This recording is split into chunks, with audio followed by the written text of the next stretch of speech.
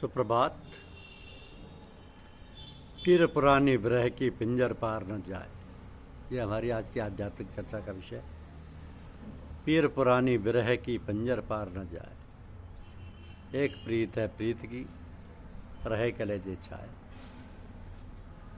चोट सतावे विरह की, सब तन जर्जर होए, मारन हारा जाने के जही लागे सोए। कबीर चिनगी विरह की, मोतन पड़ी उड़ाए, तंजर धरती हूँ जरी अंबर जरिया जाए। हृदय भीतर दब बले, धुआं न प्रगट होए, जाके लागे सो लखे की जिन लाई सोए। आगे आगे दब बले, पाछे हरिहर होए, बलिहारी बा वृक्ष की जड़ काटे फल होए। बिरहा मोह से यूं कहे, गाड़ा पकड़ो मोए, चरण कमल की मौज में ले पहुंचाओ तो। सभी तर तर जाए के सब फल लीनो चीख, फिर मंगत कबीर है दर्शन ही की भीख। बिरह प्रबल दल साज के घेर लिया मोया है, नहीं मारे छाड़े नहीं तलफ तलफ जिए जाए। पिए बिन जिए तरसत रहे, पल पल बिरह सताए, रैन दिवस मोह कल नहीं सिसक सिसक जिए जाए। जो जन विरही नाम के तिनके गति है ये, देह ही से उद्यम करे सुमरन करे विदे। साईं सेवत जल गई मास न रहिया दे, साईं तब लग सैयो ये तन होई न खे। निस दिन दीजे बिरहनी अंतरंग की लाए, दास कबीरा क्यों कहे सतगुरु लाए गए लगाए। बिरहा बुरहा मत कहो, बिरहा है सुल्तान, जाघट बिरह न संचरे सो घट जान ममसान। देखत देखत दिन गया निस्बी देखत जाए, बिरह न पिए पावे नहीं बेकल जिए घबराए। सो दिन कैसा होएगा गुरु कहेंगे बाय, अपना कर बैठा वही चरण कवल की माए। जो जन बिरही नाम के सदा मगन मन माहे, ज्यों दर्पण की सुंदरी कीनों पकड़े नाए। सतगुर से जो बिछड़े मिले दिवस नहीं रात, बासर सुख नहीं रैन सुख,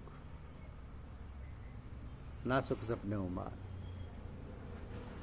सतगुर से जो बिछड़े मिले दिवस नहीं रात, चकई बिछड़ी रैन की आए मिली प्रभात।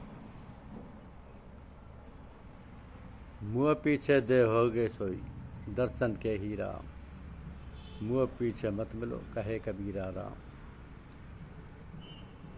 ये तन जार भस्म करा धुआं होए सुरंग, कभो के गुरदाया करें बरस बुझावे अंग।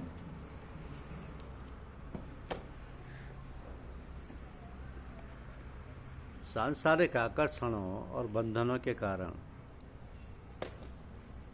परमार्थ पथिक का भ्रष्ट होना साधारण सी बात है, किंतु जो संयमी हैं, दृढ़ प्रतिज्ञ हैं, जो लक्ष्य प्राप्ति की साधना में जी जान से लगे हैं, जिन्हें लक्ष्य के सिवाय और कुछ दृष्टिगोचर नहीं होता, उन्हें कोई सांसारिक वस्तु अपने मार्ग से विचलित नहीं कर पाती। इस प्रकार के साधक कितने होते हैं, केवल इन्हें कि नहीं। इसलिए इन सारी बातों का दृष्टिकोण से में रखते हुए महापुरुषों ने बहुत साधारण बातें अपनाने के लिए संकेत दिया, जिन पर अभ्यास करते हुए सांसारिक कार्यों में ना तो असुविधा होती है ना थकावट। तो इस प्रकार शनै शनै साधना में अग्रसर होने से साधक शीघ्र ही अपने लक्ष्य को प्राप्त कर लेते हैं। इसके लिए सूफी संतों ने होश और दम पर जोर दिया, जिसका अर्थ है कोई सांस परमात्मा की याद से खाली ना जाए। सांस सांस में राम के, सांस बिठा सांस मत खोए, ना जाने सांस का आवन होए ना होए। सांस अंदर जाती है बाहर जाती है, सांस का आना जाना लगातार बिना रुके हुए सोते जगते हर समय होता रहता है। प्रत्येक आने जाने वाली सांस के साथ यदि हम भगवत स्मरण करते रहें तो फिर इधर उधर के विचार नहीं आते, और आ भी जाते हैं तो उनका प्रभाव दिल दिमाग पर नहीं पड़ता। जब एक काम में मन लगा रहता है तो दूसरी बातों में मन नहीं उलझता कि वे अपने प्रभाव जमा सकें या बाधा पहुंचा सकें। इसमें संदेह नहीं कि इसके लिए अभ्यास की आवश्यकता है, और ऐसा अभ्यास जो परिपक्व हो। नई साइकिल पर चढ़ने वाला डगमगाता और लड़खड़ाता रहता है, ना किसी से बात कर सकता है, ना इधर उधर देख सकता है, किंतु जब अभ्यास दृढ़ हो जाता है तब इधर उधर मुड़कर देख भी लेता है। कुछ तो हैंडल छोड़कर साइकिल चलाते हैं, वो साइकिल एक पहिए की होती है, भला बताइए। यह सब अभ्यास से हो जाता है, अभ्यास से सारा काम आसान हो जाता है। इसी प्रकार भगवत स्मरण संसार के सब काम करते हुए कर सकते हैं, किसी काम में किसी प्रकार की रुकावट या बाधा नहीं पड़ सकती, काम भी सुचारू रूप से होता है। तुलसीदास कहते हैं कि राम नाम मणिदीप धरु जीह देहरी द्वार, तुलसी भीतर बार जो से हो जियार। तो जिस प्रकार घर के दरवाजे की देहरी बाहर और भीतर आते जाते लांघनी पड़ती है, उसी प्रकार प्रत्येक आने जाने वाली श्वास के साथ जीव में राम नाम लेते रहें, इससे हमारा शरीर और मन मणि के समान प्रकाशित हो जाएगा। क्योंकि राम नाम रूपी मणि के प्रकाश से हृदय का अंधकार दूर हो जाएगा, अर्थात अज्ञान दूर हो जाएगा। क्योंकि अज्ञान आता है भगवान की याद से वंचित रहने पर।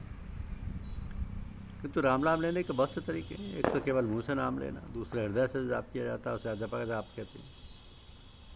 तो शब्द कोई भी हो, राम ओम या सोम, मुसलमान संत अल्लाह हुई अल्लाह अल्लाह, अल्लाह हो या ला इलाहा इल्लल्लाह, अथवा केवल अल्लाह का जाप करते हैं श्वास के साथ, तो उसको वो हुजूर अगाई कहते हैं। हुजूर से मतलब दिल के मालिक की याद में हाजिर होना, और आगाई से मतलब इल्म और ज्ञान से।